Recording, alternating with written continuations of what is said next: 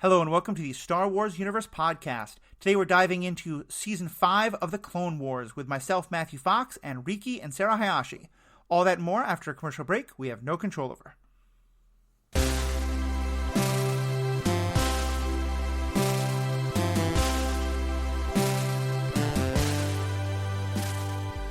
Welcome back. I'm Matthew. I'm joined as always for Clone Wars stuff by Riki and Sarah. How you folks doing tonight? Hey. Good. I've put my history degree to good use, and I studied up on some recent world history to prepare ourselves for this.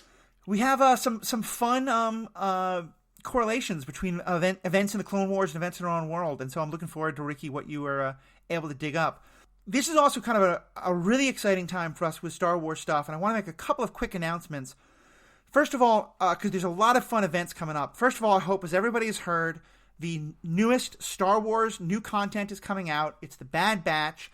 If you're listening to this episode, you're probably a fan of this, fan of the Clone Wars. The Bad Batch is about a bunch of clones. If you've seen Season 7 already, you know who we're talking about. If not, you'll get there soon. We promise it's definitely worth it. Bad Batch is about their continuing adventures. That's going to kick off on May the 4th, for obvious reasons. And we will be doing live episodes, we will be doing episodes as each one of those comes out. So definitely check that out. But two other exciting pieces of Star Wars things happening beforehand. Along with the shows, we often do stuff about the movies. This coming Sunday, May 7th, we're doing The Force Awakens. And we're going to do a doubleheader.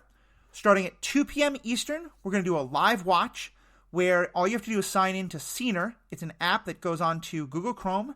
And you'll be thrown into a chat room, and you can watch the movie along with us. Talk about it in chat, enjoy the movie, give us all your takes and stuff like that. And then starting at 4:30 Eastern, we're going to do a live recording of this episode on Twitch. So you can join us in the Twitch chat room, ask questions, give feedback, and have all that discussed live on air. So definitely check that out. That's going to be this Sunday, March 7th, starting at 2 p.m. Eastern.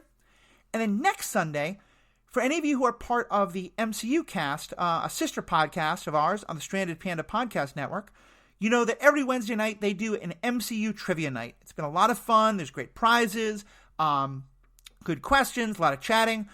We are deciding to jump into the mix with a Star Wars trivia night.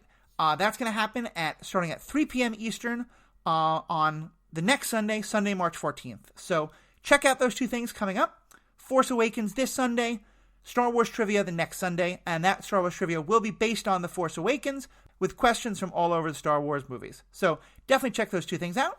But before any of that, we do have some great episodes of Clone Wars to jump into. So, Riki, Sarah, what do we think of it? For our episodes today, we kind of have two different things. First, we have a one-off of Savage and Maul, and then we have a nice 4-episode arc all about the planet of Onderon. But let's start just with Savage and Maul. What's your thoughts about the brothers Sith? I want to do a brothers Karamazov joke, but I can't quite make it with Sith. The brothers Maul and Savage. What'd you think of their story? Do they have a last name? Well, Savage has Oppress, right? Oh. Is Maul's last name also Oppress? I don't think think Maul so. is his last name. Is he like Mario? Is he Maul? I don't know. Well, because remember, when you become a Sith, you actually take on a new name. So, like, Palpatine is Sidious, and Anakin is Vader. So, which actually, although they do break canon a bit, because at least in the only novel that at least I know of, Darth Plagueis, where Maul is introduced, he's introduced as Maul. So, I guess Palpatine just couldn't come up with a good Darth name for him? Not sure. It's like, he's already got a cool name. It's like Queen Elizabeth. Like, her regent name is just Elizabeth. She's like, what's wrong with my name? Maul's a cool Sith name. I will say this episode has, I think, my favorite example of a great opening line of text in terms of going back and forth between whether or not we are sympathetic to these folks. Because it reads, after rescuing his brother from despair. So, okay, so like a brother, you rescue another brother, right? You're sympathetic, you're relatable. Next line. Savage and Maul murder and pillage at every turn. Okay, so not quite so relatable on the hero part. Fueled by rage and vengeance, again, kind of bad guys, they search for meaning in their new alliance. Okay, so we got like some navel gazing. We're fascinating. We're like relating to these guys as reports of their brutal attacks spread across the galaxy. Okay. So, like, there's a little bit of a, like, back and forthness happening here with how these folks are introduced. And I loved it. I thought it was such a fun way to be like, okay, just jump right into their story. Yeah, for sure. I also like that this is the opening episode, and this is the only, correct me if I'm wrong, I think this is the only a chronological episode of season 5. So this actually takes place, like, I think mid-season-ish, but we're getting it right up at the very front, and I think it's like a nice jump start to the season. Especially like you say, with the sort of one-off feel. I think it puts us back into the action, right? Like, we get caught up with Maul and Savage, we get reintroduced to Hondo.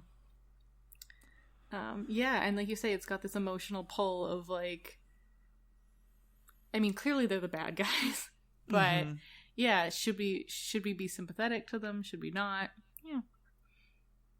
No, we should not. I mean, like, yes. Just to answer the question. It's good. It's a rhetorical question. Yeah. I think it does a nice job of kind of setting the tone for this season, especially because, last season we did get a lot of things outside of the Clone War itself. And at the end of this episode, you sort of have Palpatine kind of like telling the characters like to focus more on the Clone War and kind of telling the show to do the same thing. But then you get this wonderful, like, I feel like this is one of the most clear indications of Palpatine being evil that we've gotten on screen. It's been clear, obviously, to anyone who can figure it out. And there's been lots of little, like, we'll watch your career, Anakin. But, the Jedi walk out and then the lights go down and it's reddish black and Palpatine's just in his office with his fingers crossed, like Mr. Burns style. I thought it was just such a nice, like, yep, okay, we're not holding any punches back. Palpatine is really coming into his plans here. Yeah, for sure. Yeah, and I also, like, this is our first, I think, hearing of Tim Curry's Palpatine after the passing of Ian Abercrombie. But I know that, like, a lot of the lines are Ian Abercrombie's, and then Tim Curry just, like, fills in a few. I could tell it was a new voice. I didn't realize it was Tim Curry, but that's kind of awesome. Yeah, right? He's only doing a couple lines. I don't think he's not even credited in this episode. Because, yeah, like, I think, like, Ian Abercrombie passed sometime in the middle of recording this season. But yeah, it's neat, and I like that there is like the back and forth, because it's sort of like a soft launch, I guess, into the Tim Curry Palpatine. Yeah, that makes sense. Yeah. I also really like that we get to see a lot more of what happens when Savage and Maul are out, terrorizing people. And I found it very interesting that, people keep seeing these laser swords and thinking they're Jedi, because they don't know the significance of the red, meaning that they're not Jedi. They don't know anything about the rule of two or stuff like that. They don't know anything about the Sith. And I just thought that was a nice little bit of world building to get to see more of that. People out in the sticks have heard of the Jedi, but they know very little about them. Well, yeah, why? I mean, the Sith, in theory, there should only be two. So if there's only two beings in the entire galaxy that are supposed to be running around with red lightsabers killing people, I don't think that would make the evening news. Especially since we have seen, like, it's not like all Jedi lightsabers are blue, right? Right. It's mostly blue and green, but Mace has purple, right? So there's some yellow and some white. Yeah.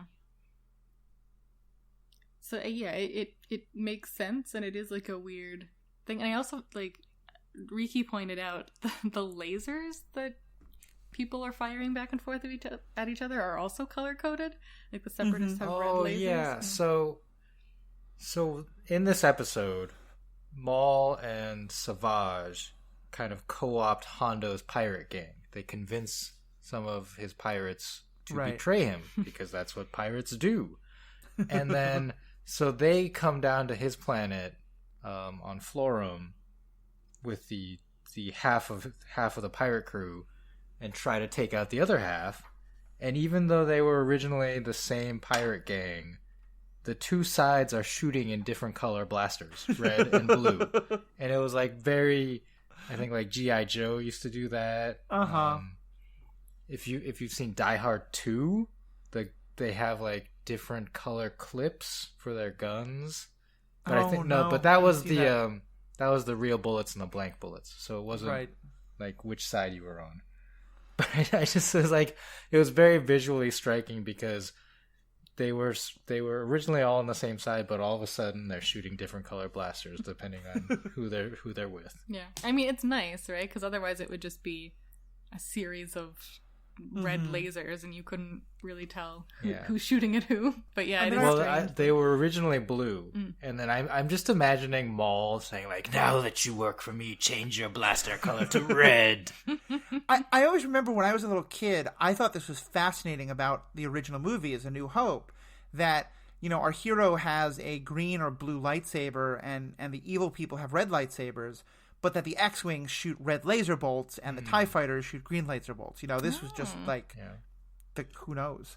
Well, I just recently heard, I had never heard this before. I only recently heard it, that the reason Luke's lightsaber in Return of the Jedi is green is because, like, I guess they had originally done blue, like his old one, and it did not show up well in the backdrop of the sand of Tatooine. That is fight scenes. That is the story that I've now heard from a couple of different places. Yes. Yeah.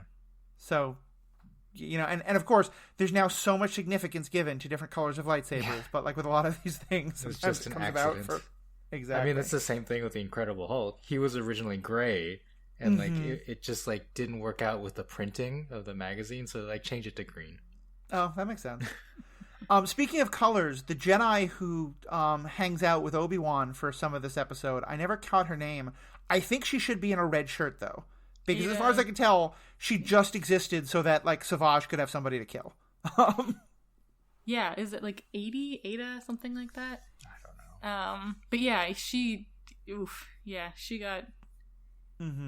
But at least she kicked Savage in the knee. Several times. Which was somehow, like, his weak spot.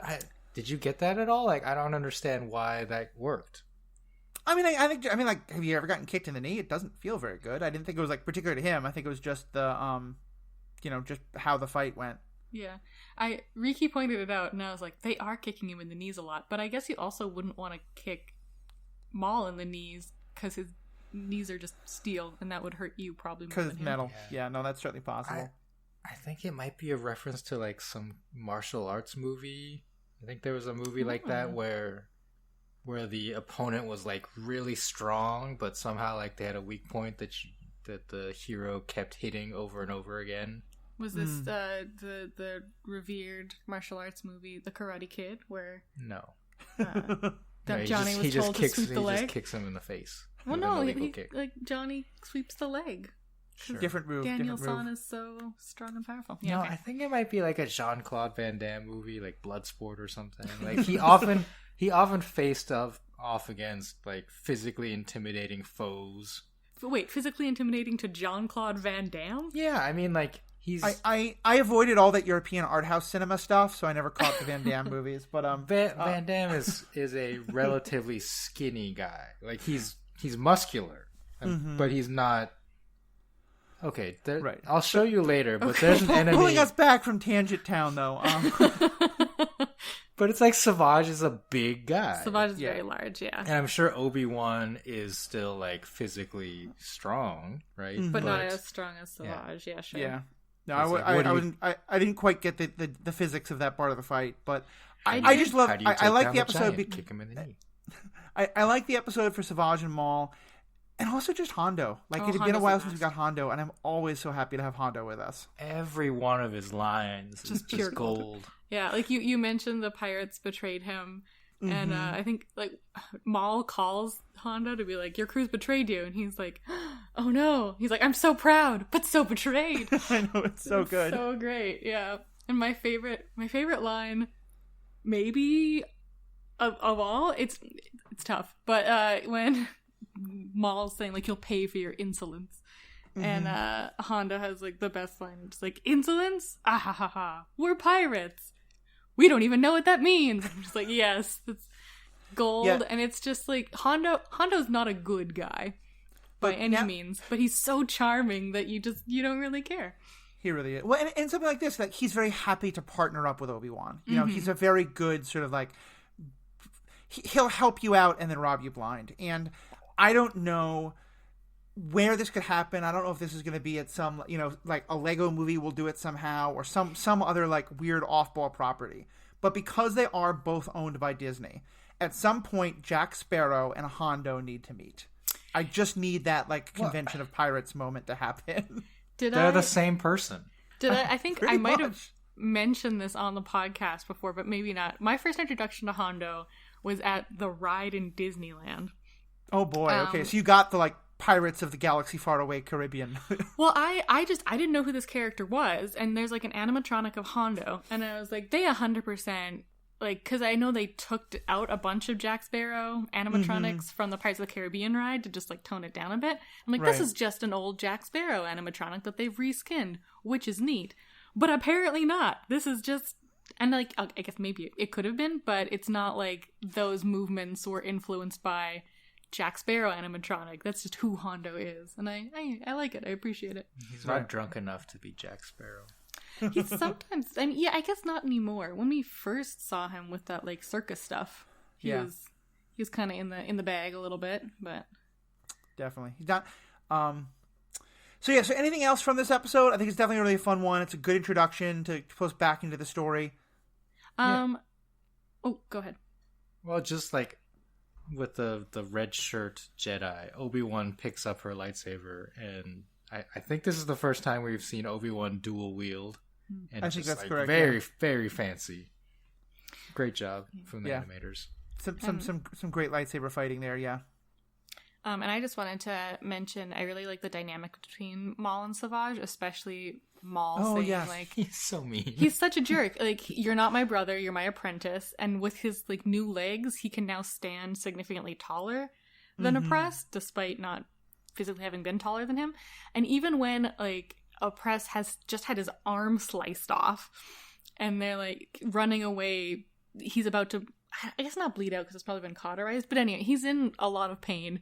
He's not calling him brother. He's still just calling him apprentice, which is just like the ultimate jerk move power play. I thought it was very interesting because if you remember back from last season, part of what Maul had said to Oppress, and part of what Oppress had said to Maul is that, look, both of them had been betrayed by the Sith.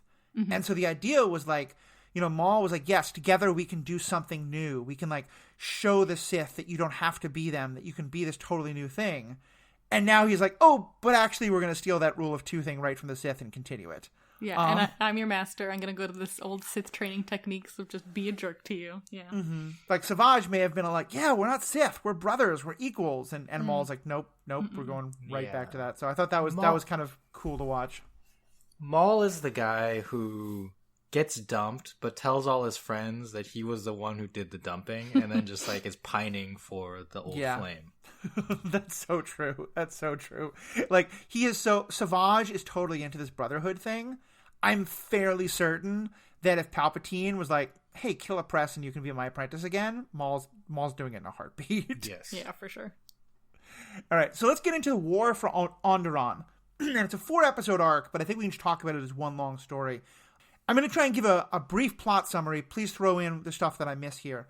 But this is, again, for those who either saw this a while ago or, as always, if you haven't seen the episodes but you just want to know what happens and want to get caught up, definitely please listen along.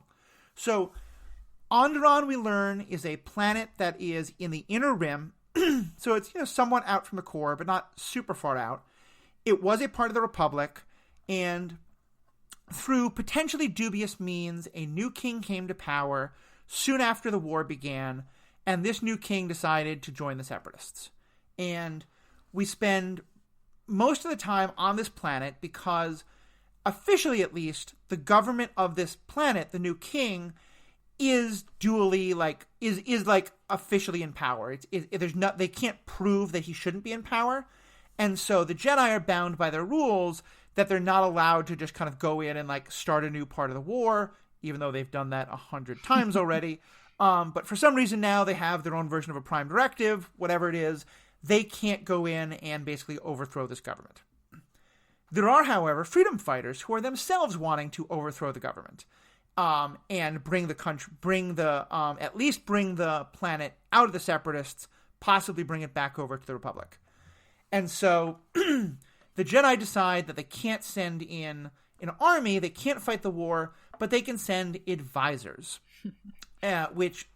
Are you doing the air quotes with your hands? I'm very much doing the air quotes because, and I think very intentionally, and Riki, I'm sure, will get into this as well, that's the exact terminology that the United States would use and the Soviet Union would use again and again for, we didn't send troops to Vietnam, like before the official Vietnam War began, we just sent advisors. Or the Soviet Union would have advisors in different Latin American countries, or we would as well. It was the code word often used for military presence that was not like a full-on war, but was clearly there to help out however they could. Over the course of the next couple episodes, we basically get a story of this group of freedom fighters attempting to fight back and overthrow the government. And a couple of big things that happen. One is that we get introduced to a fairly hot-headed, very much focused on winning at all costs rebel by the name of Saw Gerrera, who obviously becomes a very important character. We also have Lux back. Lux, if anyone remembers, is the son of a senator who was killed, a separatist senator who was interested in peace. Lux and Ahsoka had also had a kind of like little bit of a potential flirtation. They kissed. They did kiss. Thank you. Wait, did they kiss? Did they? Not in this arc. Before, when they were like pretending to be betrothed to each other. Oh, that's right. Yeah, they pretend kissed. That's right. Classic rom-com ideas here. The fake dating. And here, Saw's sister is romantically interested in Lux, and so there's a bit of a teenage rom-com love triangle there that there was much rolling of eyes on my end, at least. And there's, different machinations and different fighting and different attempts to rescue people. But at the end of it all, they are able to drive the droids away, to drive the separatists out, and the new king is installed. But as part of the fighting, Saw Gerrera's sister Steela dies. And and one other major plot point is that, again, borrowing straight from world history in different places, the rebels get into a point where they really need new weapons. The Jedi can't bring them weapons, but they could sell the weapons to a third party, and the third party could bring the weapons. And once again, to the rescue comes Hondo. So we get that, and then there we get some very direct allusions in how that plays out. Yes, I think like they put the first episode of this season out of order just to remind us of who Hondo was. Mm-hmm. I can see that. And also like it carried over the Maul oppressed storyline from the end of season 4.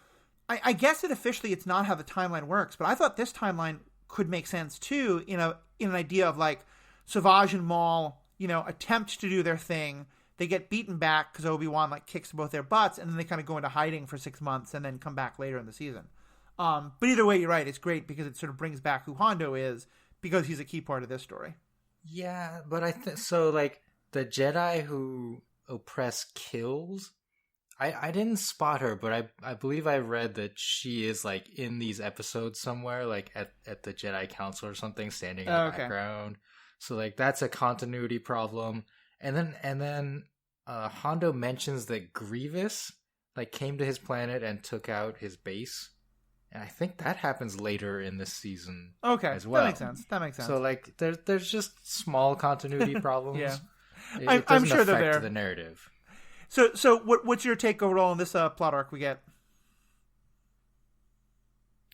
I like... So, one thing you didn't... So, we knew that Steela was Saw's sister because we'd watched this before and just, like, remembered. Mm-hmm. It also feels a little obvious, but they don't actually reveal that she's his sister until like the end. It's like a surprise reveal. Yeah, like midway through the arc, which is a little weird. And I think it's because they're they almost set up this love parallelogram between like, as you mentioned, Ahsoka, Lux, and Steela, and then also Saw is kind of in the mix. And then you're like, oh no, he's my brother. And I was like, that's gross, but also very on brand for Star Wars, so... Yeah, because at one point, Saw, like, gives Steela a hug and, like, picks her up after a key victory. And I think, like, Lux gives a look like, "Arr." Yeah, and there's also, like, the Jedi, in their role as advisors, are training the rebels how to throw these, like, bombs at a slow enough rate to get through the shields of the battle droids. Right. And Lux is helping Steela. Ahsoka's kind of jealous of this, and then Saw's like, hey, you come help me, and they have a little bit of a flirtation. But and to like take a step back, Saw Gerrera, if you have seen Rogue One, he is the character played by Forrest Whitaker at the beginning of that movie on the planet Jeddah. And that's obviously like 30 or 40 years from now in the timeline, where he's a grizzled old veteran who's kind of seen it all and has been, physically and emotionally damaged. And so this is the introduction of Saw. Like, this is his training as a freedom fighter / terrorist. Right. And really opens up the questions of, like, what's the difference between those two? And as we see more of his character later on, I think mostly in Rebels, we really see the evolution of him from this point to what he becomes by Rogue One. I think that's a great way of putting it, especially because I think that question of freedom fighter versus terrorist is very much a part of his character line the whole time, in that he is always the one who is willing to sort of go the extra step that a lot of others aren't, and that in Rogue One they talk about that's why he broke away from Mon Mothma and the others, because he was too extreme for what they would say. And I think one thing I like about these episodes is that it doesn't take a clear stand of, like, where is the line? That clearly, like, these people who are fighting are heroes, but there is collateral damage. There are, people who are getting hurt along the way. And I like that it's we've talked a lot about the moral grayness of war and stuff like that. I think these episodes, it's an arc I really enjoy, because I think it really gets into, like, this isn't easy. This isn't clear black and white. Even if we're fighting these battle droids, we're fighting in a city that people live in. We're overthrowing a government that many people see as legitimate. How does this all fit is difficult questions. Yeah, and even the rightful king, or I guess, like, in the Rebels' eyes, the rightful king, when Saw goes to get him from his prison, he seems to almost, like, admonish Saw a little bit, as like, oh, you're the group causing trouble and basically blaming it on me. Right. In this, like, maybe doesn't necessarily approve of their tactics, or doesn't approve of himself being used as, like, the face of the tactics, but then they break him out and he comes around, I guess. Right. Yeah, I think that's a very good point. He's definitely sort of not sure how to feel about becoming kind of the figurehead of this rebellion that's being done in his name. Mm-hmm. I wrote in my notes that does Obi-Wan believe in respectability politics? Because that's definitely the I think that term hadn't really come into vogue until maybe 10 years later, but the idea of there was something about the way that the Jedi, and it's Yoda as well, but especially Obi-Wan, they're just so focused on how it's going to look, and that they have to fight the war the right way, and that they can't interfere. And it just seems so hypocritical, given everything else that, and I think that was supposed to be somewhat intentional, of showing that, like, it's like they're trying to play by the technicalities of these rules in a war that just seems like, stop trying to be respectable. Who cares? Just do what you need. Right, exactly. Yeah, and it seems like such a arbitrary and, like, gray line, and just very bureaucratic, right? To be like, right. Well, especially this whole, like, we're not fighting the war for you. We can't fight the war for you, but we can help you fight the war for yourself. So, Matthew, are you at all clear on what the Jedi are or are not allowed to do in this situation? Because I'm not.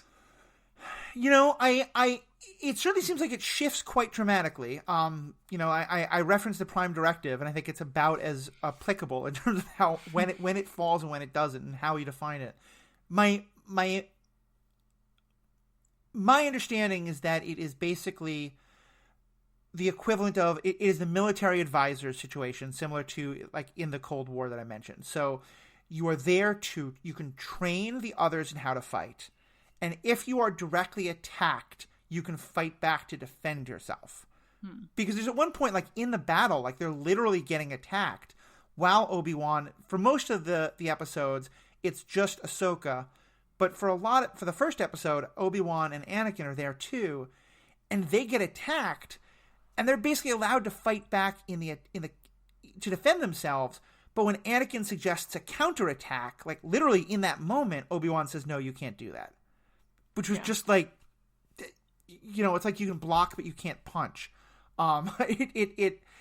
And especially for Jedi who, by blocking a blaster bolt with their lightsaber, they have shown that they can actually deflect them straight back at the enemy. Right. Like, what's the difference? Like, oops, I deflected it back. Yeah. And I think Ahsoka, like, as you mentioned, Obi-Wan and Anakin go back to Coruscant and leave Ahsoka there alone.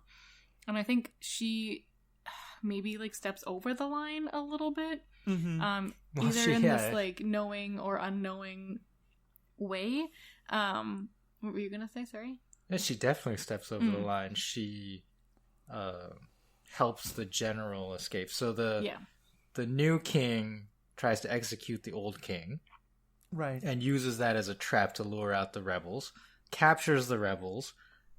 Prepares to execute all of them. The general, who has been serving the new king, decides, like, this has crossed the line. He has to do something. He steps in, helps the old king and the rebels escape, but then he's caught, and he's basically prepared to sacrifice himself until Ahsoka jumps out with her lightsabers and says, "Follow me." Right. And yeah, I mean, she takes a very active role in this. Oh, 100%. Yeah, but I like every time she calls Obi-Wan and Anakin for advice, they're basically like, "You're doing too much. Yeah, you're doing too much. You need to back off." And they keep telling her, what is it, like, you have to not focus on your feelings, but focus on your prerogative. But they have a much snappier way of saying that. Right, focus on the mission, focus on what you're supposed to be doing. And I think it's interesting that we talked about the king. The king at one point says that the old king, he didn't want to get involved because he thinks both sides, both the Republic and the Separatists, are corrupt, which we know is certainly very true. Yeah. But then because you're talking about how he doesn't like that Saw's doing this until Saw says that the Jedi are supporting them. Mm-hmm. And I thought that was very interesting because technically the Jedi aren't. Yeah. But in the same way of, like, you know, in 1962, the Americans were certainly not supporting South Vietnam. You know, that like, we certainly were not supporting the Contras or the Al Qaeda in Afghanistan against the Soviets. You know, it's that kind of, like, wink, wink, nudge, nudge. But once the king finds out that the Jedi are doing it, that's when he switches sides. So it's sort of like, obviously it has incredible power for people to know this. Why aren't you open about it? And that's why, like I said, it's respectability politics. It's, you know, Obi-Wan is that they want to do this the right way rather than just winning. Yeah. I think it's interesting that the king calls the Separatists the Confederates. Mm-hmm. Is this the first time that we've heard them referred to as such, or am I just... No? The official name is the Confederacy of Independent Systems. Okay. The CIS. Right. Ooh. Didn't know that. The CIS. The CIS. Oh, dear. Oh, speaking of weird, unfortunate... I guess not necessarily. That CIS isn't unfortunate, but the planet that Onderon is on. The capital city. Oh, is Onderon the planet and the city is? Okay, yeah. The city is ISIS. And it's spelt with Zs, but still, talk about unfortunate in hindsight. Like, ugh. Yeah, interesting, since that certainly was not a name that would... And funny, too, because I think, Riki, you can speak more about this. There's a couple times where it becomes not just a general kind of riff on the concept of Cold War advisors, but it's very specifically referencing the Soviet-Afghan war. And actually, Riki, do you want to jump in and talk about that now? Yeah, so the Soviet-Afghan war in 1979, the Soviet Union invaded Afghanistan to, quote-unquote, like, support the legitimate government that had decided to become communist. Right. And there's, like, a whole very complicated thing of, like, how that came to be and, like, who betrayed who. There's, like, multiple coups, I think, during that period, maybe from, like, 77 to 79. Right. And then officially the Soviets send their military in 79, and I think for 10 years they're there, like, fighting. Something like that, yeah. Like, it's a 10-year-long war. So when the U.S. was set to get involved in Afghanistan, Putin actually told the U.S., like, I don't think you want to do that. Afghanistan's kind of a troublesome spot. Wait, Putin did? Yeah. He's been president for a very, very, very long time. No, he was definitely not president, though. No, he wasn't president. But that's right. He was the CIA. He would be aware of the history of, like, what was going on. He was probably like a low-level agent at the time. Anyway, get to the connection, because I don't want to get too deep into that specific history. But yeah, go on. Well, okay, yeah. So, during this time, because the Soviet Union is involved, the U.S. has to get involved, and basically, like, the policy was to try to make this their Vietnam. Right. To get them, like, stuck in this molasses, this bear trap, and waste their resources and their political, clout on this, and try to get, other Muslim states to turn against the Soviet Union because of this war. And to do that, the CIA covertly sent arms to the Mujahideen freedom fighters in Afghanistan. And there's a movie about this whole thing called Charlie Wilson's War, starring Philip Seymour Hoffman and Tom Hanks. Describing, like, the negotiations that happened, like how they funneled these arms into the country, like, semi-covertly. Like, people basically knew about it, but it wasn't public knowledge. And they did it through Pakistan. Right. And so, like, Pakistan is basically Hondo in this situation. Yeah. And the reason why, to me, the connection was so very clear, and where I think that you kind of ran with it as well, is one of the weapons that they were, like, one of the biggest ways that the Soviets were able to control folks was with the use of helicopters. Like, they were, the military was using helicopters to bounce all over the Afghan countryside. So one of the most important things that we gave the I'm not going to pronounce it properly, the Afghan freedom fighters, who do later become, many of them, Al-Qaeda, was shoulder-launched rocket launchers, which is exactly the weapons that they bring to bring down these, basically like droid helicopter gunships. And so that was when I was just like, oh my God, this is like so clearly drawing on that history. Well, that battle in the Clone Wars episode, they fight I think they call it the Highlands. Yeah. And that's, like, very much the terrain of Afghanistan. And one of the reasons why it's so hard to fight a war there against guerrillas is that, wheeled vehicles aren't going to be that effective because it's so hilly. Right. And yeah, as you said, Matthew, the Soviets very effectively used, I think it's Mi-24 assault helicopters to attack their positions. And the U.S. did send the Stinger missiles, the shoulder-mounted rocket launchers, to support the Mujahideen. Right. And as you mentioned, one of the people who came from Saudi Arabia to join these freedom fighters was Osama bin Laden. And then during the war, I believe, he founded Al-Qaeda. Right.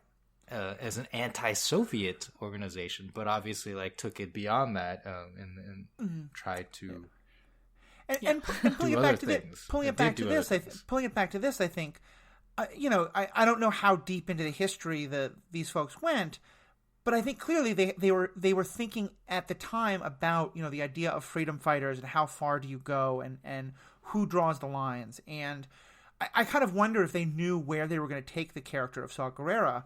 And then you jump forward a couple of movies to Rogue One, where Saw Gerrera really kind of, has his big final moments.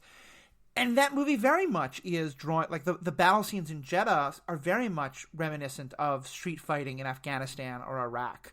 And so it's very interesting to me, like the seeds that they planted here of Saw Gerrera as this kind of freedom fighter in a situation that was kind of mirroring what happened in Afghanistan.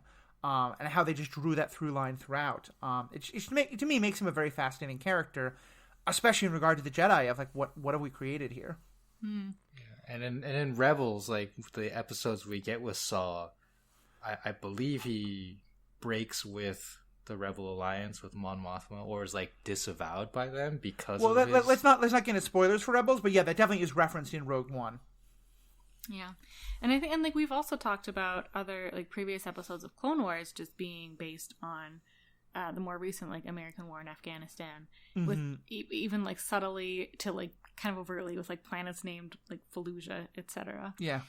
So drawing on this current event, I guess not current event, but, like, recent historical events, and putting it into this fantasy plot, has been going on for a while, and I like it, I guess. Yeah. No, I mean, you asked earlier, like, how much the writers were thinking about it. I I have to believe that it's been kind of like an evolving character that has evolved with the actual history taking place right now. I don't think like 10 years ago or whenever this Clone Wars episode came out, 2012. you could have, you didn't have the full picture of everything going on in Afghanistan and Bin Laden, right? Right. Yeah, I mean, I don't know how much I think the different things. Some things were known, some things were not. But yeah, it's definitely interesting to see how they drew upon these things. What else? So I think that's obviously kind of the main focus of the episode. It was what I liked most about getting to see this part of the different fights. I will say I did not love the love triangle aspect of it. I find love triangles at this point just very eye-rolly because we've seen them so often. I'm glad we didn't go very far with it. And to some extent, Ahsoka is,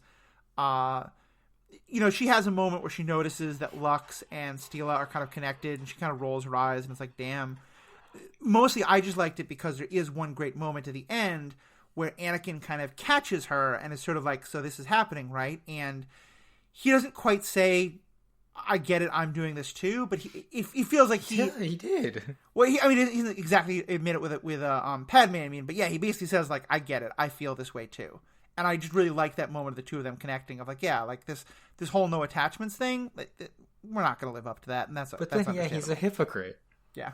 He's like, I get it, but you can't act on your feelings. Mm-hmm. Or like, he doesn't say you can't act on your feelings, but you can't put your feelings first. You have to act for like the greater good first, which is something that Ahsoka says to Lux, and kind of what, like, I didn't mind this love triangle thing. I thought the like involving Saw in it in the first couple episodes was weird, but when it was just Steela and Ahsoka, like Ahsoka says to Lux, like, you can't focus on your feelings, you have to focus on the mission.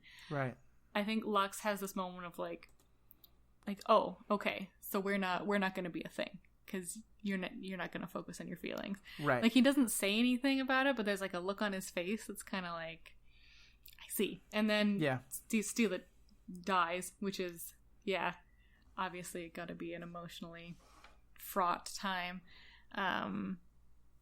especially because like it's not Ahsoka's fault. Saw tries to take responsibility because he ended up rocket launching a ship in their direction, which caused Steela to fall off the cliff. Mm-hmm. But Ahsoka's like force hovering Steela and is about to bring her back onto solid ground when she gets hit with a blaster. Right. And loses focus, drops her. So like, it's clearly not her fault. Like, Steela would have fallen to her death anyway if Ahsoka hadn't been there to like lift her up, but she still dropped her, right? So there's that like, yeah, she feels responsible. Yeah, for sure. I think part of what that gets is that the Jedi are kind of supposed to be superhuman. They're supposed to be not even human, but they're supposed to be able to do everything and anything. And so anytime they're not able to do it, I think it hits hard for her. Yeah, and they're also not supposed to have any feelings about it, right? Right. Like, yeah. Yeah, no, it's definitely a nice little moment, even though, as you say, Riki, Anakin's being a huge hypocrite, but at least I feel like the two of them connect in a way that Obi-Wan would just never be able to acknowledge, even though he also has gone through this, as we've seen. Yeah, Obi-Wan would have just like made a sarcastic comment. And, like, yeah. Moved on with his life. Yeah. What else? Any other comments from these episodes that we saw? We are fighting against the droids, and there was a couple Roger Rogers, but I found it honestly a lot less painful than it had been. It felt like we found a good way to make the droids people we can fight against without it. It was much more just like actual, just interesting fighting and not pratfalls. Yeah. Do you know what's painful? The ability of regular humans is Saw Gerrera, who I think is just a regular human, right? He has no enhancements or powers. Twice rips the head off of a battle droid. Yeah. They're cheaply made and mass-produced. Is sort of my... Pretty much. How, like, no. That's not how that works at all. There's also, like, a group of battle droids that get completely destroyed when they're run over by a hover vehicle. So that's... They get knocked over, and then the thing hovers over them, and they're just quote-unquote dead. Yeah, cheaply made and mass-produced. I think she's got it. I think that's pretty much the definition of it. I think they're made to be intimidating, not to actually fight. And as we proved, once you fight them, you realize they're not that scary. There were like I agree, Matthew. It was more palatable than the typical way we've seen droids fight, but there were like some really annoying pratfally moments. Like, that's fair. That's definitely fair.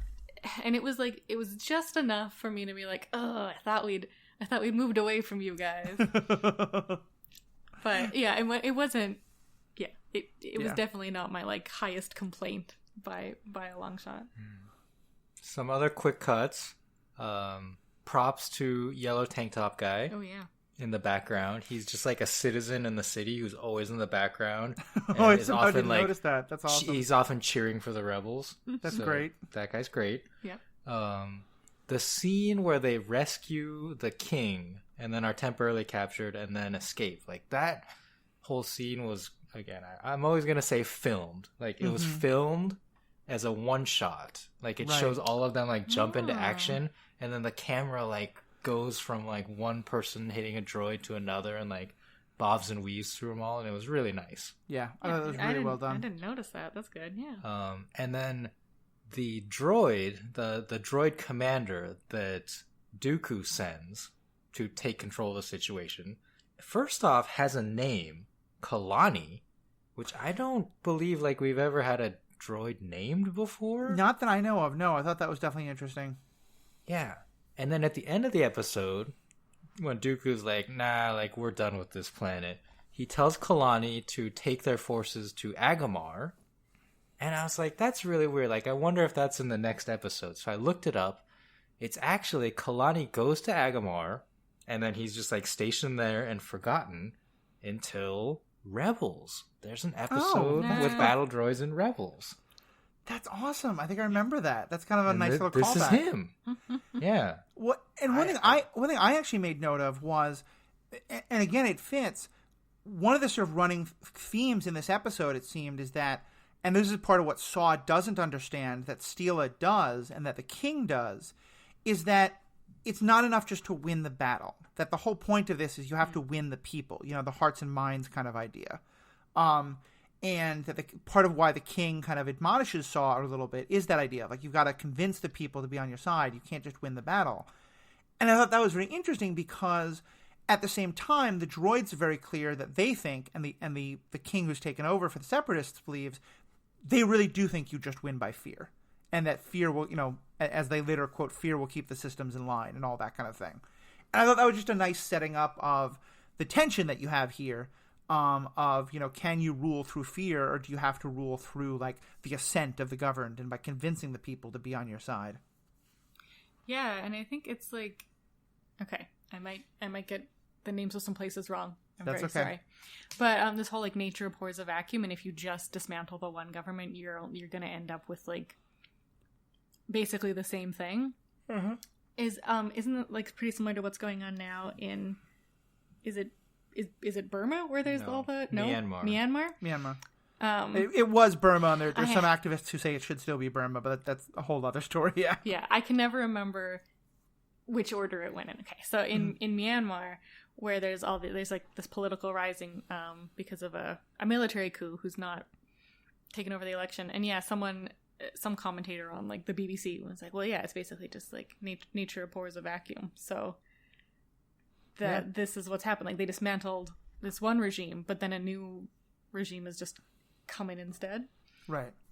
No, I think that's a thing that you see throughout. It's certainly something you see throughout Earth history. You know, Avatar: The Last Airbender does some great stuff in The Legend of Korra with this, about once the Earth Queen is killed, like all these little petty fiefdoms. Mm-hmm. I think the show The Mandalorian, you could argue, is that same kind of idea of that the Empire is no longer ruling, but the Republic is not strong enough yet, and so these little, like, fiefdoms are coming up. Yeah, I think it's definitely something that comes up all the time. Yeah, and it's, like you said, it's interesting to see the rebels and the King acknowledge it, but the other side just be like, nah, we just gotta squash them. Like, that's... Yeah. Yeah, bigger guns will win eventually. Mm-hmm. So I think any other deep cuts, or, any other quick cuts or last little things about these episodes you wanted to mention? The death of Steela was just very emotional for me. Yeah. She was a very nice character. We didn't get very much with her, but I really liked her character. Yeah. It's a shame. I mean, you hate to see characters die basically to move the plot or to be motivation. Yeah, because Saw's obnoxious now, but doubles down, I think, after losing Stila. And yeah, so it is, I guess, a little frustrating. But I think like she got a really good arc and development. It wasn't just like she existed only to die. Yeah, no, I don't think this is a fridging. I think she's a good character who has, especially because her death comes at about the point that the plot line for this is wrapping up. So we don't even know if we're going to go back to here. But yeah, especially because like one of the things that gets established is that Saw wants to be a leader, but that she is much more of a natural leader than he is. And so I think that, to me, it didn't feel like she died to advance his story. It's that she had a full story, and that her death then also kind of kicks off the next chapter of his, whatever that's going to be. Yeah, and it sort of got like Qui-Gon Obi-Wan vibes a little bit with, because Stila is the better leader. Saw's pouty about it for a while, but comes around and like admits, like, yeah, you are the better leader here. But yeah, with her gone, Saw just sort of has to assume this role, and it's maybe not what the cause needs, but it's kind of what they get. Yeah, for sure. Well, and there's Saw, at least, is a character we're going to get to see again, so we'll see how that plays out. Well, Riki, Sarah, as always, thank you all so much. To our fans, what'd you all think? What are your takes on these different characters? Best way to let us know, find us on social media. You can find us on Facebook or Twitter, searching for The Ethical Panda. On Twitter, actually, it's ethicalpanda77, but you can find all those links by just going to theethicalpanda.com. You can also go to strandedpanda.com and search for Matthew Fox, all the different podcasts I do, this one, as well as Superhero Ethics.